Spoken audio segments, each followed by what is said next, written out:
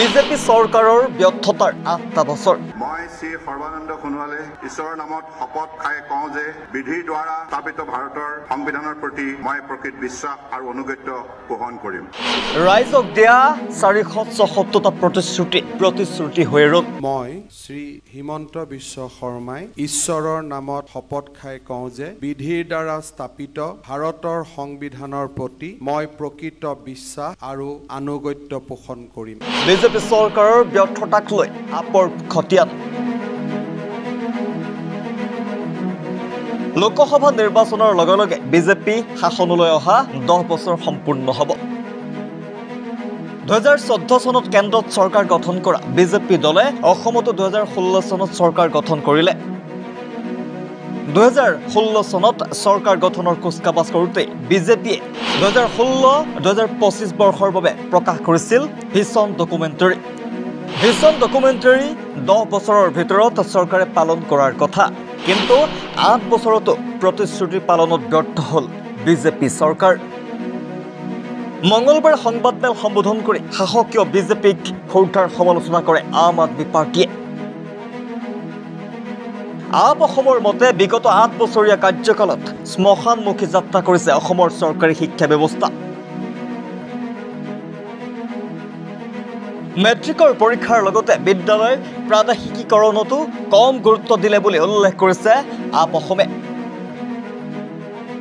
ৰাজ্যৰ সকলো ভেঞ্চাৰ বিদ্যালয়ৰ প্ৰাদেশিকীকৰণ কৰাৰ প্ৰতিশ্ৰুতি প্ৰদান কৰি 7 সহস্ৰাধিক শিক্ষকৰ চাকৰি বাতিলহে কৰিলে বুলি আনিলে অভিযোগ।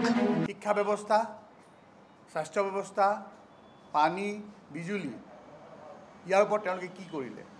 অসমত হিমন্ত বিশ্ব শৰ্মা ডাঙৰীয়া শিক্ষামন্ত্ৰী থাকোঁতে আৰু পৰৱৰ্তী সময়ত মুখ্যমন্ত্ৰী হৈ থকা সময়ত 4000তকৈ অধিক স্কুল বন্ধ কৰিলে। এইফালে সংবাদমেলতে 24 ঘণ্টাই বিদ্যুৎ যোগানৰ প্ৰতিশ্ৰুতি, ঘৰে ঘৰে নলেৰে পানী যোগানৰ ব্যৰ্থতাৰ কথাও সোঁৱৰালে আপৰ নেতৃত্বই। ইয়াৰ উপৰিও NRC ৰূপায়ণত ব্যৰ্থতা কা বলবৎ, লোন লৈ বিলাসিতা, বিপন্ন অৰ্থনীতি, 6 জনগোষ্ঠীক জনজাতিকৰণৰ নামত ৰাম ঠগন, নিবনুৱা সমস্যা সমাধানত ব্যৰ্থতা আদিকে ধৰি দুৰ্নীতি নিবাৰণত ব্যৰ্থতা, মূল্যবৃদ্ধিৰ সমস্যা, বড়োভূমিৰ সমস্যা, সীমা সমস্যা সমাধান নোহোৱা, গ্ৰামোন্নয়নৰ আঁচনি ৰূপায়ণত ব্যৰ্থতা, কৃষিত ব্যাপক দুৰ্নীতি, মাদক দ্ৰব্যৰ অবাধ প্ৰচলন, বানমুক্ত অসমৰ কথাকে ধৰি সকলো সমস্যাৰ উল্লেখ কৰি সমালোচনা কৰিলে বিজেপিক। NRC আৰু কা বলবৎ কৰা, এই দুটা হৈছে আমাৰ আটাইতকৈ জাতীয় জীৱনৰ খিলঞ্জীয়াসকল, যি অসমীয়া ভাষী খিলঞ্জীয়া আছে, যি অসমত বসবাস কৰা আমাৰ নাগৰিক আছে, তেওঁলোকৰ কাৰণে আটাইতকৈ এটা সেন্টিমেন্টেল কথা, যিটো কথা হৈছে NRC।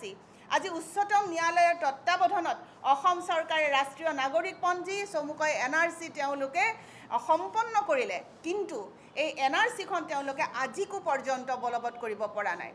আজি NRCৰ জৰিয়তে যিসকল আমাৰ নাগৰিকক তেওঁলোকে নাগৰিকত্ব প্ৰদান কৰা কথা, সেইটো কৰিবলৈ বাদ দি তেওঁলোকে কাৰ যোগেৰে বাহিৰৰ পৰা বিদেশী আনি অসমত সংস্থাপিত কৰিব লোৱা কথাটোৱে অসমৰ ৰাইজক বাৰুকৈ ক্ষুণ্ণ কৰিছে। 2019 চনত যি অসমত কা আন্দোলন আৰম্ভ হৈছিল, সেই প্ৰমাণ কৰে যে বিজেপি দলৰ এয়া বিফলতা, NRCখন তেওঁলোকে বলবৎ কৰিব নোৱাৰিলে। ব্যুৰো ৰিপোৰ্ট, সচ দা ৰিয়েলিটি।